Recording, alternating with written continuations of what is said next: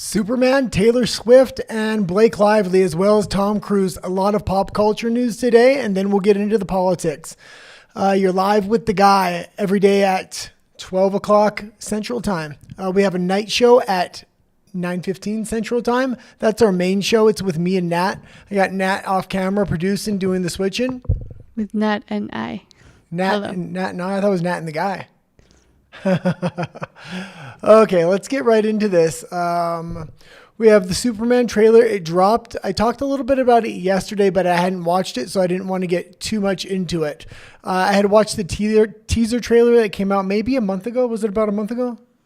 For the Super Bowl. Yeah, for the Super Bowl. It was not a good trailer. It looked very anti-American. It looked like it had a lot of political propaganda on the little bit you could see. They're really trying to recover with this full-length trailer, and I think they somewhat have. They're still showing there may be a little bit of political undertones, but there's not much they can do about it when they've already kind of shot it. They can take as much out as they can, but some scenes are going to be critical to the story. Do we have why don't you read a little bit of the article? So this is from That Park Place, and Superman trailer soars onto screens. Is it a heroic hit or a letdown? James Gunn's Superman released its first trailer today, showing off a brighter, more hopeful look at the Man of Steel than we've seen in some time on the big screen. The trailer can be viewed in its entirety below, which we cannot do. We're not going to play this because Warner Brothers is really going after creators that are talking about The Last of Us and other of their movies because they've had such a bad reception from the independent media. They no longer want them talking about their videos. The best way they can do that is to try to demonetize everybody that plays a clip or a trailer to kind of de-incentivize creators from talking about their movies. I don't think it's going to work because plenty of creators will still make the video even if it's demonetized. So it's saying Superman is a vitally important movie for Gunn, Warner Brothers Discovery, and DC as a whole. It's the first film out of the gate for the new DC cinematic universe, as the studio tries to pick up the pieces of the atrociously mishandled, dour, sour, and exceedingly unheroic Snyderverse. In case somebody didn't like it, I liked some of them, but still. If you can't tell, this is going to be an opinion piece. So does this person think that Superman trailer hit the mark? Apparently it's hard to say. I mean, we do remember the first one. It's much better than the first one, though. So they have recovered themselves to a certain extent. They almost showed too much in this trailer, but they kind of had to in order to recover from the bad reviews of the first trailer. They packed this one full of almost every action sequence in the movie, I'm suspecting. But the action sequences are good. The CGI is good compared to the first trailer they had where Superman was flying and the CGI looked really janky. It actually looks really good in this one. No, did you have more to say or? No. That was the article. Okay. Well, if you do want to check it out, I recommend taking a look at it. It is better than the first trailer. I still just don't think this actor really hits the mark as Superman. I could be wrong. The people are also going to be comparing him to Henry Cavill, and Henry Cavill is Cavill is really a legend right now. Because he stood up to a lot of Hollywood, stood up against the wokeness, and now that the culture is swinging back, I bet you they wish they had Henry Cavill as the main actor in this thing. Cavill. Okay. Anything else? Well, other than correcting me, that's all you keep doing. I will say, Henry Cavill, when I used to work in a bar no more of that. When I used to work in a bar in Vancouver, he was staying at the hotel across the street, and there was a movie theater on the other corner. Almost every single weekend, he would go into the theater and watch a movie. And then people would come into the bar saying, Henry Cavill was sitting next to me. It was the most extraordinary thing. And you would get to hear everybody's story. So he's a really nice guy. Good. Oh, that was it. Okay. Why don't we go into the Blake Lively article? Why don't you read a little bit about this? Because I seen the headline and I figured it was breaking news, but I haven't had a chance to really read into it. So Blake Lively's lawyers fight back against Taylor Swift blackmail accusation. They're saying it's unequivocally and demonstrably false. And we have to remember, these two were absolute best friends. This is one of her dragons, as she called her. So a lawyer for Blake Lively is fighting back against the claim from Justin Baldoni's lawyer, Brian Friedman, that a member of Lively's legal team tried to extort Taylor Swift into releasing a statement of support for a simple favor. According to Friedman's letter filed with the court and Judge Michael Gottlieb of Wilkie Farr, counsel of the Lively defendants, contacted a Venable attorney who represents Ms. Swift and demanded that Ms. Swift release a statement of support for Ms. Lively, intimating that if Ms. Swift refused to do so, private text messages of a personal nature in Ms. Lively's possession would be released. That's craziness. What is? You're blackmailing your friend to make a statement about a movie? A supposed friend? That's what the lawyers for Baldoni are saying. I don't know. So we don't know if it happened. Friedman's accusation is impossible to independently verify since it's solely based on information from an unnamed source, who is highly likely to have reliable information. No other sources in support of the claim were provided in Friedman's filing. In a statement shared with Variety, Gottlieb slammed the accusation as categorically false and cowardly sourced that to supposed anonymous sources and completely untethered from reality. This thing is completely falling apart for Blake Lively. Whether this rumor is true or it's not, she's now wrangled in Taylor Swift, Ryan Reynolds. Ryan Reynolds' career is completely falling apart. Well, that's her husband. I'm surprised, but I'm surprised the backlash went from her to her husband. But apparently, according to you, the husband was more to blame than her. Yeah, it was, but they should have just shut up about it and just took it on the chin. And then this thing would have quietly passed by. Instead, they tried to steal the entire franchise from Justin Baldoni, who I didn't necessarily like. He's like a male feminist, but he happens to be in the right in this case. And I'm going to go with the person that has the side of truth with them. Do you have anything about this case? I know you like these two, so maybe you don't want to talk about it. I don't know. Well, no, I kind of stopped following because they just keep slamming each other with accusations, and he said, she said.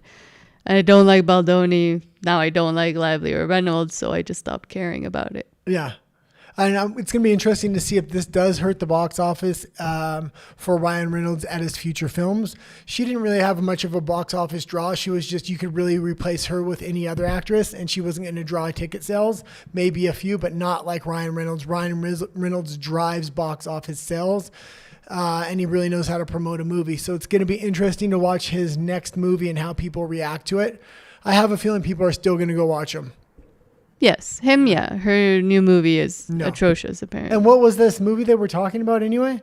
It's called Another Simple Favor. It's a continuation to A Simple Favor that came out a few years ago, but... It's a romance movie, or what is it?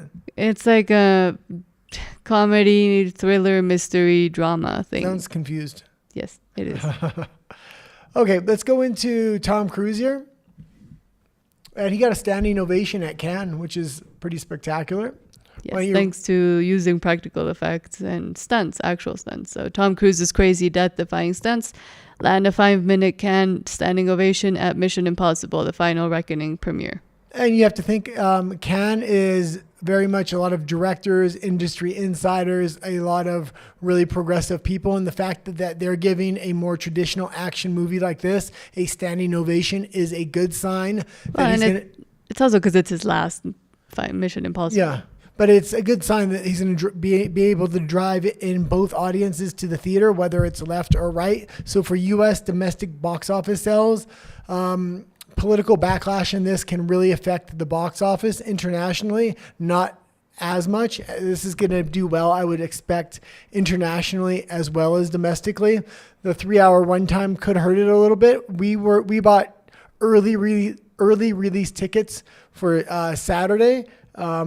The early showings are playing all over Mexico City. That's not every city everywhere. For most places, it releases on Tuesday. So it's going to be very interesting seeing those early box office indications. But when we could select our movie, it can only show 3 times a day pretty much because of the showings per theater.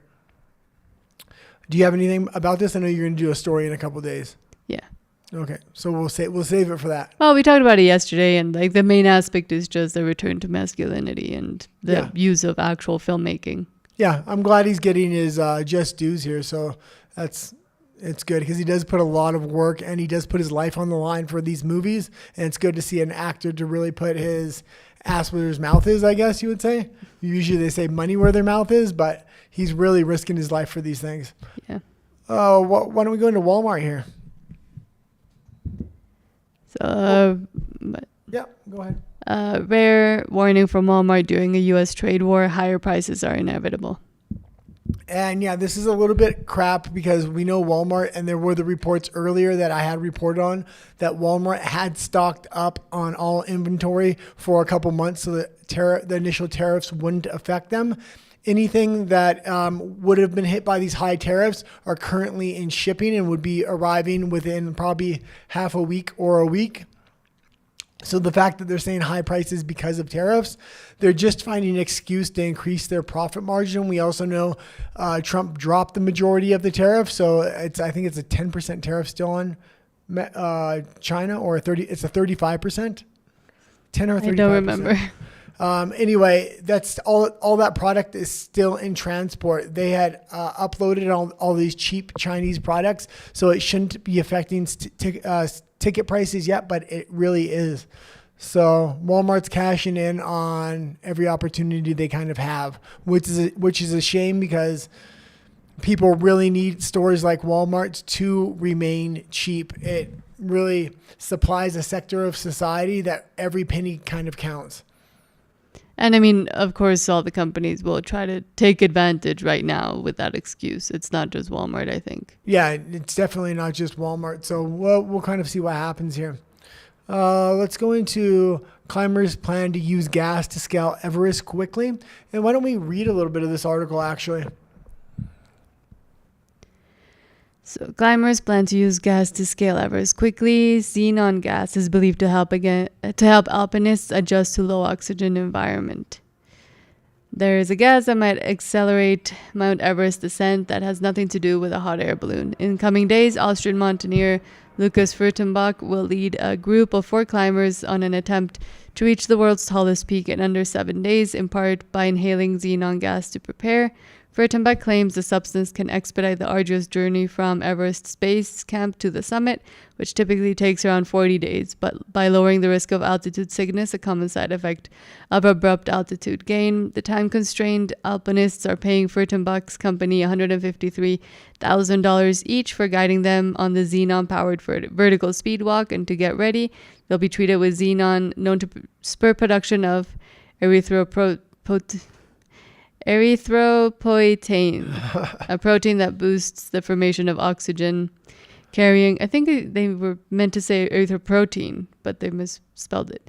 Protein that boosts the formation of oxygen carrying red blood cells. They've also spent weeks acclimating to high altitude environment by sleeping in low oxygen. Yeah, this is a little bit of crap. This is like elitists wanting to accomplish something, so they're kind of cheating the system here. If we look at the people that are really climbing Everest in a real way, it's the Sherpas. The Sherpas are adapted to that climate. They also train on a daily basis. They also assist people up the mountain, so they have no problem going up and down Everest without oxygen. So thinking you accomplish something because you're paying $150,000 and you're getting all these chemicals pumped into your body so you can actually walk because you can't do it on your own, maybe do the hard work, do the training, and really get acclimatized to it. Well, but they leave so much garbage on this mountain, and I remember the picture and dead passed away people. Yeah, I'm kind of against this Everest tourism whole thing. It's a little bit played out, and there's a lot of negative things that come from it. I mean, I do find it ridiculous when it's like, oh, I want to climb Mount Everest to feel like I did something.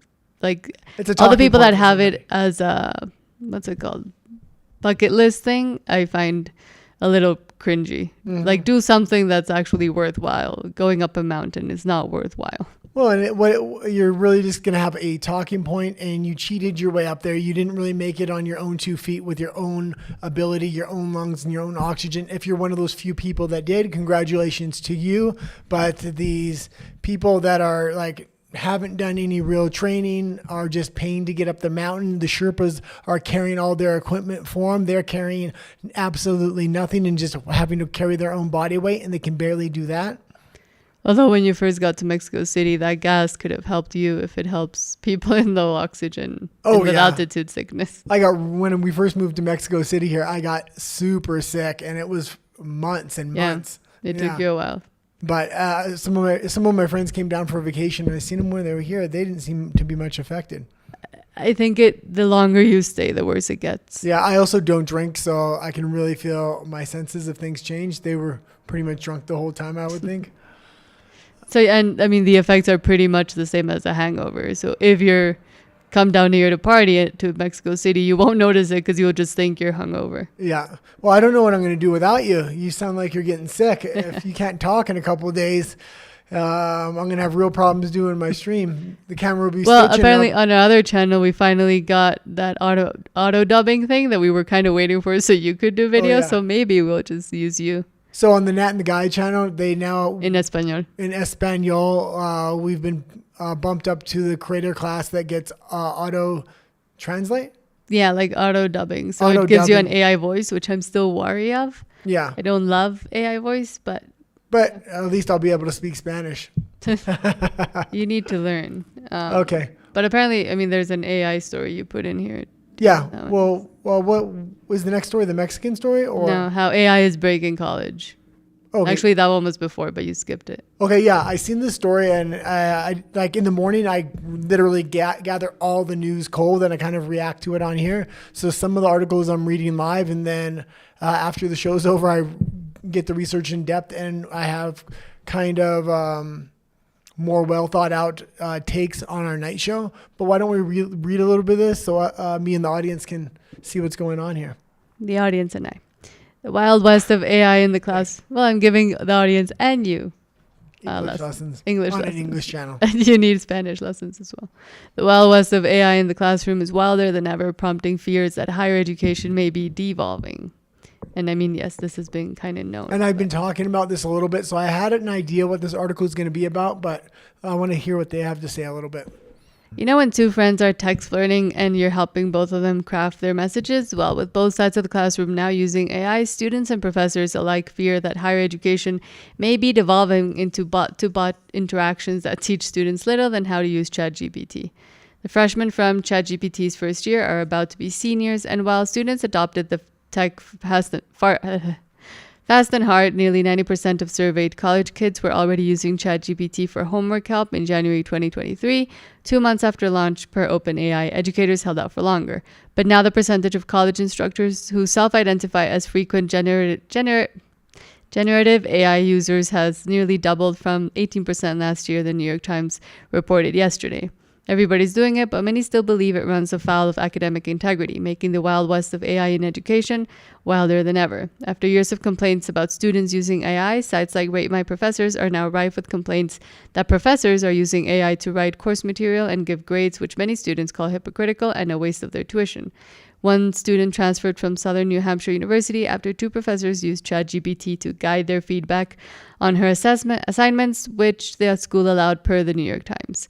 On the other hand, NYU students said their professor messed with their learning styles and asked for extensions when he worded his assignments so that AI models would fail to answer them, according to a Chronicle of Higher Education piece that went viral this week. Experts agree that students likely need to learn how to use AI for postgrad, but weaving AI into education is a tightrope.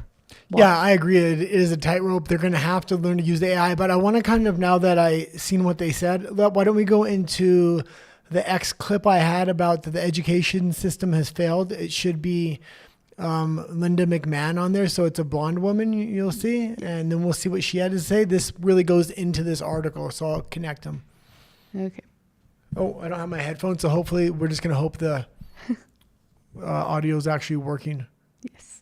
I can monitor it from here. But do you know what she says? Yeah, I know what she says. We see scores that 70% of eighth graders can't read at grade level and read proficiently. And that actually, when you go into high school, you see that same percentage. And do you know there was a graduate in Hartford, Connecticut. She graduated valedictorian of her class. She sued her school because she couldn't read, but yet she was valedictorian. It's unbelievable that's an incredible thing. Because they get money for just matriculating the students. They don't care if they're actually learning. And that's just it's reprehensible. When we see scores that 70% of eighth graders can't read. Okay, I got my trusty level headphones there. That's about to and plug that them in, actually, but I already kind of know what when you go said. into high school, you clip see finish? that same percentage. I can wait for you. And do you know there was a graduate restarted in Hartford, Connecticut? Probably I did. Okay. You did restart it? Yes. Okay, cool. Okay, so this goes right into a lot of students aren't able to read in the United States anymore, and the school system has really failed them, and this is happening in a lot of Western countries around the world, like the UK. Reading and literacy rates are going way down, and that being the case, kids are less incentivized to read because they can just use AI for everything, and nobody's going to know they can't read because it's going to appear that they're reading, writing, and they're much more intelligent than they are, but it's actually the AI doing the work. Now, previous to this, I remember when I was younger, I couldn't read very well. I had memory retention problems, but when I was really young, there was no internet.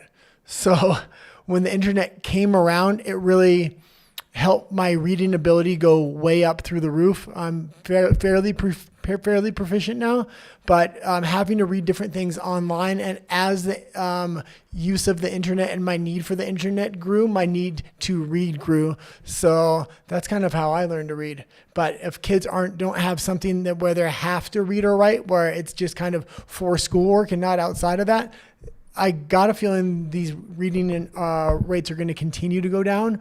That being said, they really need to figure out how to integrate AI properly into the education system, especially, I would say, grade school, high school, because I think college students use it to cheat, but it could also be used as a good tool if they're taught how to use it at a young age. But I think the conversation I'm an avid supporter of homeschooling.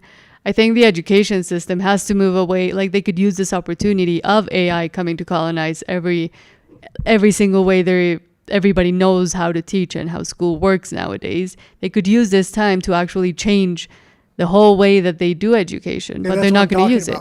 But I don't think AI even needs to be integrated into education until the higher levels, but they could actually learn how to actually teach children, not in the way of the factory system that is being used right now. Yeah, I think the education system has to be remodeled. I think we do disagree. I think learning to have AI as an assistant tool at a young age, because AI is going to be integrated into every part of society. You can already see this is just the beginning. Every job you're going to have to be extremely proficient. It's going to be a need like reading or writing is. The ability to use AI and to use it extremely proficiently, not just kind of use it. So I think teaching children how to integrate with AI and properly use it is an important tool. Yes, but you could also make the learning experience way more experiential, way more like you shouldn't need to have kids sitting in front of a computer to learn. No, they don't have to sit in front of a computer to use AI. So like when you go and take them out and change the way you show them the world and actually educate them, AI becomes even secondary for that. And that way they learn the processes of how to learn and how to get interested in things and how to do research without needing that because they're out in the real world. Yeah, the problem with that is all the schools that you talk about that you like are actually integrating AI into their back systems. For homeschooling. Yes, the homeschooling I don't like schools as well. I see we have a disagreement. I think the best way to approach this disagreement, because this is going to be happening in society and with schools as well, is have a set number of schools that really try to integrate AI programs, have a set number of schools that don't, that have different programs, and have some that have different learning models that kind of integrate AI, and then pay close attention to the statistics, the reading levels, the proficiency, what the kids are actually learning and how they're integrating into the world. So we know kind of what education system to go with. Now is the time to do the experimenting. And in the US specifically, a lot of new education models as far as homeschooling or pod schooling or just different public schooling methods and private schooling methods are currently being introduced, especially in Florida. So I hope they use a lot. I hope they really follow these students and see what works and what doesn't. Okay, let's go. Just on that point, like I find it funny that people are aghast, the liberals especially, that they want to change or even get rid of the U.S. Department of Education in the U.S. but they are not willing to realize that their method hasn't worked for a very long time, at least 40 years. Well, it's not that it didn't work. They spent well over 40 years manipulating that system where they have complete capture over every level, from teacher certification to what they're teaching in the classroom. They've brought in a lot of propaganda, brainwashing tools, things like this. They're not even teaching proper mathematics or STEM, science, math, and things like this. And they're still using the Rockefeller Vanderbilt model when they transform schools into a place to teach young children how to work in a factory. That's still the system that's used. But they got complete capture over that system. That's why they're trying to grasp onto it with everything they have, even though all the statistics show their modeling is absolutely failing. As an education model, it's failing. As a tool to train young people into their Marxist communist ideologies, I guess it is succeeding, because it's really goes from kindergarten to grade school to high school right to college with an step-by-step indoctrination. And it's completely captured by the teachers' unions who think they have or should have more power than they actually deserve. And the teachers' unions are also captured by certification unions and things like this. And their own colleges. Yeah. So it's a circular system of failure, essentially. Okay, let's go into this next story about Mexico. So we have to skirt some words here, but Mexican beauty influencer live ended by someone else during TikTok live stream. 23-year-old Mexican social media influencer her life has been ended while live streaming on TikTok, state prosecutor's office said. Valeria Marquez's life was ended when a man entered her beauty salon in the city of Guadalajara and apparently fired pew-pews at her, according to the Jalisco State Prosecutor's Office. The motive for the fatal attack has not been identified, but the case is being investigated as a femicide when women and girls their lives are ended because of their gender. The state prosecutor said gender-based violence is highly common. This is from the BBC. Is highly common in Mexico, where the UN reports 10 women or girls' lives are ended every day by partners or family members. Moments before her life ended, Ms. Marquez was sitting at a table holding a stuffed animal at her beauty salon in the suburb of Zapopan doing a live stream. Zapopan is a pretty wealthy side of Guadalajara. Seconds later, her life is ended with the footage only ending when another person picks up her phone to stop the recording. Very calmly, may I add, that the recording was stopped. Local media reports say the life was ended by a man pretending to bring her a gift. Police arrived at the scene, blah, blah, blah. Okay, well, this actually has a couple ways to get into this. The other day, you did Alina's Law. Yes. Which is special prosecutions for violence against women, which most violent crimes actually occur against men. So we should be trying to stop. Statistically, we should be focusing on violence against men. But that being said, the way you punish crime needs to be even across the board. Oh, we should be focusing on violence, period. Yeah. The way you implement the law needs to be even across the board. You don't give one group, whether that's females or LGBTQ or a certain racial group, special privileges, or they get lighter prosecutions and things like this. We've seen that been happening in the States a lot lately as well. But this one, it appears that she was also, this is all speculation, and I don't want to speak ill of people that have passed away, but there is some evidence that she was involved romantically with somebody that is in a organized bad people organization. Yeah. But that being said, I kind of brought this article up not for this specific case, but to talk about influencers in Mexico.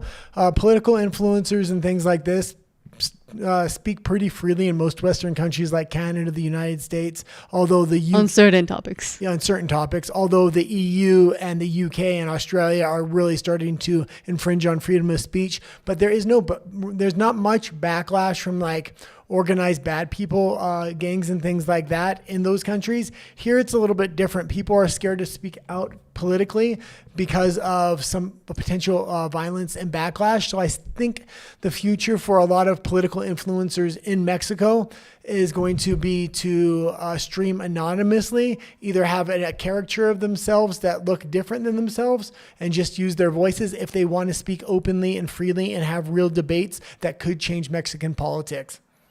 What do you think about that? That's kind of what I thought for the last few months.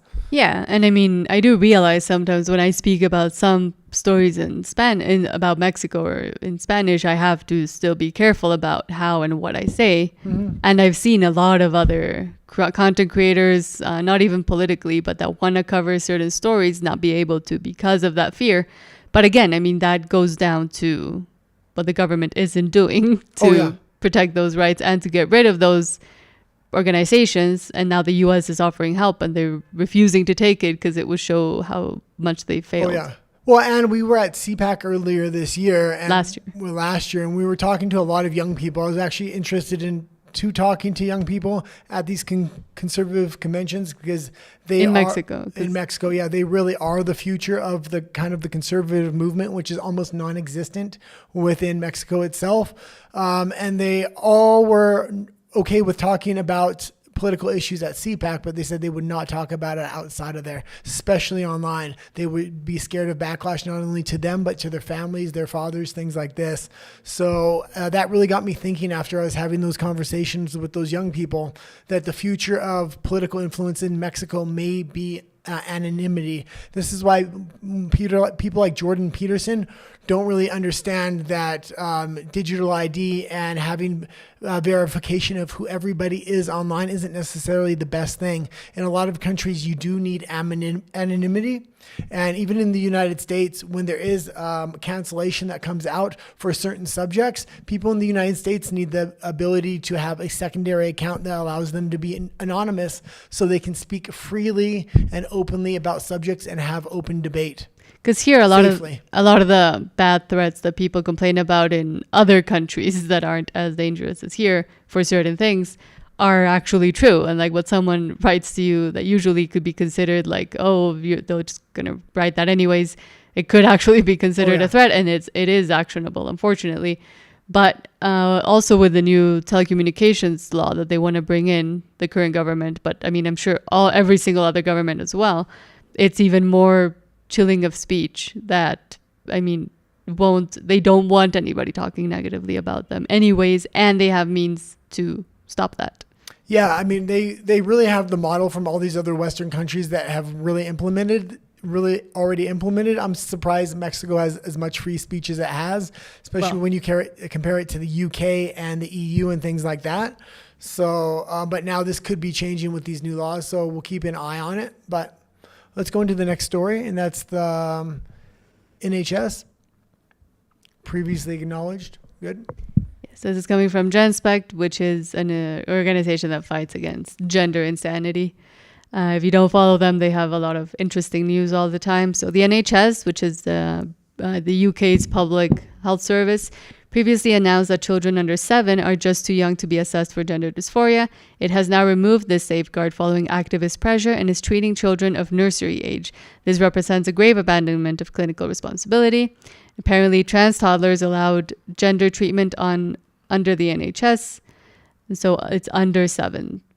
Yeah, and this is a little bit crazy because they shut down the Tavistock clinic and things like this, and now they're coming back. It's like they do, it's just like Keir Starmer the other day. He's completely against immigration all of a sudden when just a week ago he was completely for it, and for the past 10 years he's been completely for it. They do something to appease the public, like shut down the Tavistock clinic, speak up against it in the public eye, and trying to usher these laws in behind closed doors and these precedents behind closed doors so they can kind of continue to do whatever they want with their postmodern agenda and their post-human agenda. I know you talk a lot about these subjects. Do you have anything about it?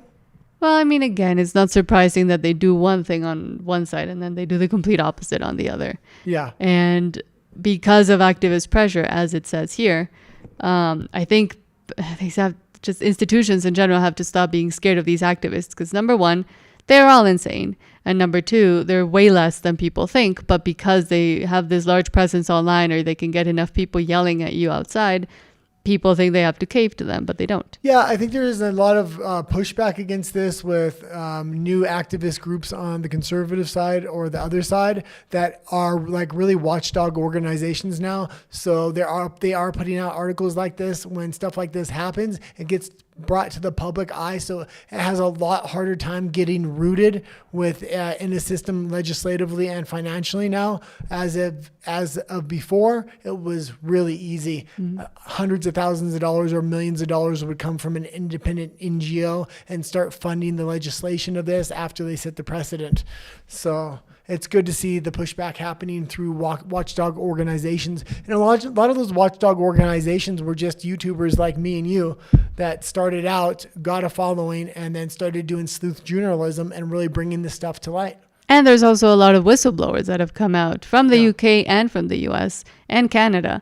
And their voices being amplified is actually also what has helped. Voices being amplified by the creators that started to speak up about it has also done some actual change, but there's a lot more needed, and for the activists to be finally quashed. Yeah. Oh yeah, let's go into India here. Now, this was a strange story because I had two conflicting headlines this morning. India disputes Trump's claim it is ready to change U.S. tariffs, but obviously they made that statement because Trump said India is ready to squash U.S. tariffs. Let's read into the Indian side of the debate here. So the BBC says that India disputes Trump claim it is ready to charge U.S. no tariffs. The U.S. President Donald Trump's claim that India has offered to drop all tariffs on goods imported from this country, I'm guessing it says, has been swiftly disputed by Delhi. Oh, from his country, yes. In a statement to local news agencies, India's Foreign Minister S. Jaishankar, I think, countered the claim, saying talks are still going and nothing is decided till everything is. The statement is in stark contrast to comments by Trump to reporters earlier in the day when he declared Delhi had offered us a deal where basically they are willing to charge us no tariff. India and the U.S. are currently in talks to negotiate a trade agreement. Yeah, and I think they are really positioning for this trade agreement, and this is really a special case scenario. Much like Mexico, it's not just an economic thing. There is also organized bad people within the country that the U.S. is very interested in having that being part of the negotiations. Within India, India has extremely high tariffs. I've said this in the past if you watched our other show, but Canada and India specifically were really abusing the United States over the last few decades, constantly setting tariffs that were 100, 200, 300% on the United States on a massive amount of products. So the fact that they're willing to lower most of the tariffs would be a huge change. Now, why would they be willing to do that? Not just Trump standing up and saying, we're going to tariff you back, but because of manufacturing. And that's going to go into our next story. But I think Trump has the ability to give special privileges to companies to manufacture outside of the United States, such as Apple. And we're going to get into that story in just a moment. But Apple was wanting to move all their manufacturing to India. They said they would do it in a year. That process has to be starting very soon. And it's going to be a multi-billion-dollar investment, I would think, into India. The only reason Apple would do that is if Trump gave them an exemption to build their phones within India, but not pay a tariff into the U.S. So that being said, that was the rumor that Apple was going to get an exemption through Trump to manufacture in India. But now Trump is saying he doesn't want things manufactured in India. I think this is all posturing for the trade negotiation and the tariff negotiation between India and the United States, because Trump may give quite a few exemptions and really pump a lot of money into India if they're willing to lower all their tariffs. So I think that's where the posturing's coming from. India is like, you have to give exemptions so people build manufacturing in our country, and in return, we'll drop all of our tariffs. And I think like Tim Cook probably saying it too early is what angered Trump, because I mean, Trump is aware of the importance of Apple and the importance of Apple products for the not just U.S. economy, but U.S. security, national security, their power just in general. Apple and Microsoft hold a lot of data for the U.S. government and different organizations like the FBI and the CIA. I know I have a friend that works in one of the Apple facilities, and he said there's a floor that the elevator just does not go to except for U.S. intelligence personnel only. Not even people that work in Apple are allowed to go to that floor. Okay, let's read this. story that's connected with, what I think is the trade agreement between India and the United States. And they're really trying to negotiate manufacturing coming into India in order for India to lower their tariff on the U.S. So Trump says he doesn't want Apple building products in India. I had a little problem with Tim Cook, he says. And there they both are. And Tim Cook has kind of tried to stand more towards the center, less of the, what's his name? Of course, Elon Musk and then Jeff Bezos, who are actively trying to, and Zuckerberg, actively trying to lick Trump's boots. Tim Cook has stayed kind of out of it. So I think he stayed out of it because although he wants to be close to the administration, all of his investments currently lie in China. And if the Chinese government gets angry, they can literally confiscate all of that and build their own Apple tech company over there. So he needs to move a lot of that stuff out of the country. So he kind of needs to play the moderate until his manufacturing is relocated either to the United States or to India or wherever it's going to go. So it says Trump on Thursday said he told Apple's Tim Cook that he doesn't want tech giant to build its products in India, taking shots at the company's moves to diversify production away from China and urging him to pivot stateside. I had a little problem with Tim Cook yesterday, Trump said. I said to him, "My friend, I treated you very good. You're coming here with $500 billion, but now I hear you're building all over India. I don't want you to build in India." Trump was referencing Apple's commitment of a $500 billion investment in the U.S., which was announced in February. Apple's been ramping up production in India with the aim of making around 25% of global iPhones in the country in the next few years, as it looks to reduce reliance on China, where about 90% of its flagship smartphone is currently assembled. Yeah, I think the best situation here is going to be diversify your manufacturing. Tim Cook was called a genius because he put all their chips in one bucket, which was called China, which really exploded the company. If you look at the expansion of that company, Tim Cook is the one that was able to do that, but it came at a cost. And that is the Chinese government is highly involved with Apple. And in order to get out of that situation they're in, they need to put some of their manufacturing in India, some of it in China in case the U.S. goes to war with China, and then some of it in the U.S. so they can get exemptions for their factories in China and India. Also, if they build factories in India and keep some of their factories in China and are able to get an exemption from Trump is able to use that as a negotiating tool with these tariff negotiations with China and India, saying I'll allow Apple to leave a lot of their manufacturing within your country and give them an exemption. Okay, well, that was kind of that story. Let's go into, we did the education because I connected it with the other story. Let's watch the people of Poland chanting Donald Trump when they talk about immigration. We will oppose illegal migration. We will stop the anti-American change in Europe. Będziemy opierać się nielegalnej imigracji i będziemy opierać się antyamerykańskiej polityce w Europie.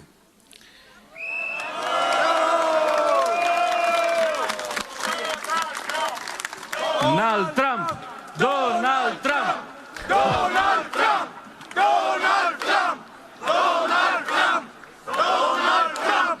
Donald Trump! Donald Trump is not just a person, is a symbol of freedom that will cover all the free world. To nie jest tylko osoba. Let's stop that. And let's just talk about these. Whether you agree with Trump on all of his issues or not, he is controlling the center of the board, which are these 80-20 issues like immigration. So even if you think he's a fascist or something crazy like that, the fact that the left is willing to die on this hill of immigration or trans people in women's sports, erasing women, putting trans women in prisons, things like this, giving puberty blockers to kids. When you do those things, Donald Trump becomes the symbol on those issues, and they start chanting his name and having American flags at these international rallies. And the left, progressive left, really loses all the ground because they're dying on the wrong hills and the wrong issues.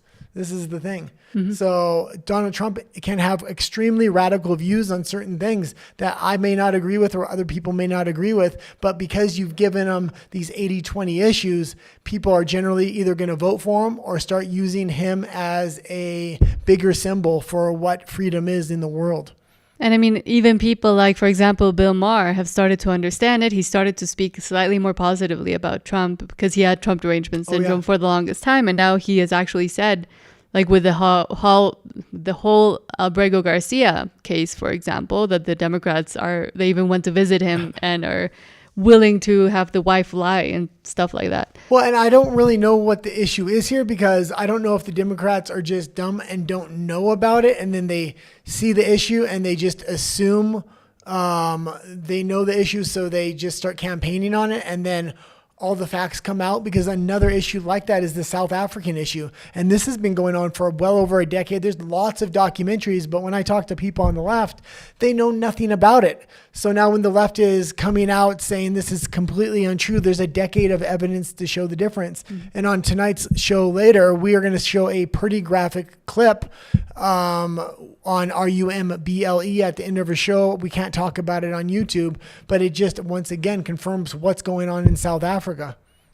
And I think a problem of the left, the international left, not just in the States, is that they believe everybody else thinks like them, and they're not willing to even acknowledge or accept that other people might think differently because they see themselves so highly and their opinions and their positions so highly that they're not even willing to try to see if they might be wrong on certain things. Yeah, and the problem with the progressive left is their morality is merged with their politics. There is no separation because they don't have religion. Their sense of morality comes from the top down, the green climate hoax, the trans agenda, all these other agendas, a borderless world, things like this.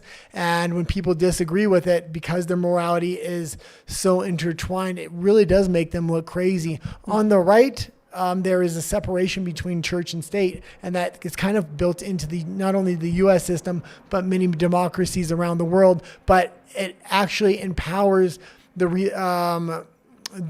religious right to kind of put guardrails on what's acceptable and not acceptable for the government. The government trying to trans kids or do mass immigration and things like this at the cost of the civilians actually living there. Actually living there is not acceptable. Mm-hmm. So, and those guardrails are put on because church and state are separate. But on the left, they have no church. Their church is actually themselves and whatever the elites kind of tell them. Mm-hmm. And that's why a lot of governments around the world like the progressive left for so long, because it consolidated all power in the government, morality as well as politics.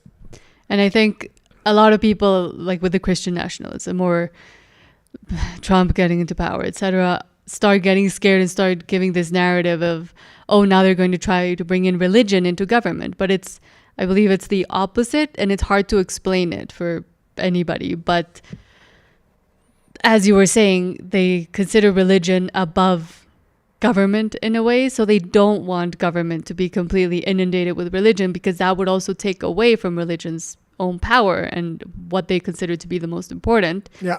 And for them, government, yes, should be informed by just common sense that which religion has brought to countries. Yeah, but the left's moral foundation. They don't want to put it into the government itself. No, like the left's, when I say the left has merged religion and government into whatever they say it is, it's a constantly shifting frame of morality, where the right has a non-moving standard of morality, which the government can't sway too far out of bounds. Otherwise, they'll get reeled back in. That's why it's important to have church and state separate, but that's also why it's important to have a non-moving set of moral foundations. And this is why I am mainly non-religious, but I do agree with a non-moving moral foundation, which Christianity kind of provides, or Catholicism provides.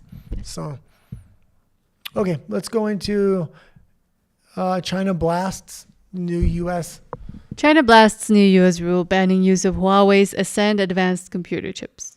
Yeah, and this is a good thing because as it's come out, Huawei is just a ARM. part of the military Chinese industrial sector, and having Huawei infect the U.S. The U.S. already knows the pitfalls of this. The entire East Coast telecommunications network was infiltrated by Huawei. Getting it out is now costing them hundreds of billions, if not trillions of dollars, and they're having trouble rooting out the base technology that's on the telephone poles and things like this and on the cell phone towers. So keeping Huawei out of the U.S. market is definitely a good thing. Very concerning to see how much Huawei is integrated into other economies such as Canada, Mexico, and things like this. Yeah. Telecommunications is something that should really be controlled by your own government. Well, not controlled, because that's what they want to do here, and that's how they want to censor people. Yeah. But it should be local and also work in conjunction with security systems that the government has to avoid spying and what's it called when they take money from you? Yeah. What's that called? Blackmail? Yes. Well, not blackmail, but when they... Okay, yes, well, let's try to get into your bank accounts. Let's continue on here. My brain doesn't work. And a lot of the, when I was looking in a few months ago, when we were doing a lot of stories on Huawei and how the U.S. was having trouble decoupling from them because it was in every system within the United States. All their military telecommunications were going through public lines, and Huawei had access to this through the Pentagon and things like this. Okay, let's go into the final story of the day. So NATO's procurement agency under investigation for alleged corruption linked to military contracts. Yeah, we have to remember that USAID is now shut off, so a lot of that corruption money the EU is not getting. So they're looking for other ways, and they're absolutely desperate to line their pockets because the normal influx of money that would be coming in is no longer coming in. They proposed almost $1 trillion bill a month ago. That was pared down to $800 million, and then now $600 million. But that looks like that $600 million is being used to line people's pockets. They desperately need a military if they're going to amp up this war with Russia, which I disagree with. But the EU seems to want to push this thing to its final destination, which is an all-out war with Russia. But rather than building an army and invest in an army, they're lining politicians' pockets because all the money is kind of dried up in the EU. Mm-hmm. Okay, well, that's it for today. Thanks for tuning in every day at noon Central Time. I'm right here live with the guy. We got our night show right back here at 9:15 Central Time. That's our main show. It's me and the beautiful Nat. You've been hearing her voice all day. You get to see her on camera on our night show. Yes. We also have a secondary channel called Nat and the Guy Espanol, and Nat has her own show on there every day at 8 p.m. Central Time. In Spanish. In Spanish. If you haven't liked and subscribed, please like and subscribe. This is an extremely small channel. We're trying to grow it. Our other channel is a lot larger, but we're broadcasting out of Mexico City, so it doesn't really know how to... Direct us to an English-speaking audience. Yeah, direct us to an English-speaking audience. So if you could like and subscribe, that would help. Adios.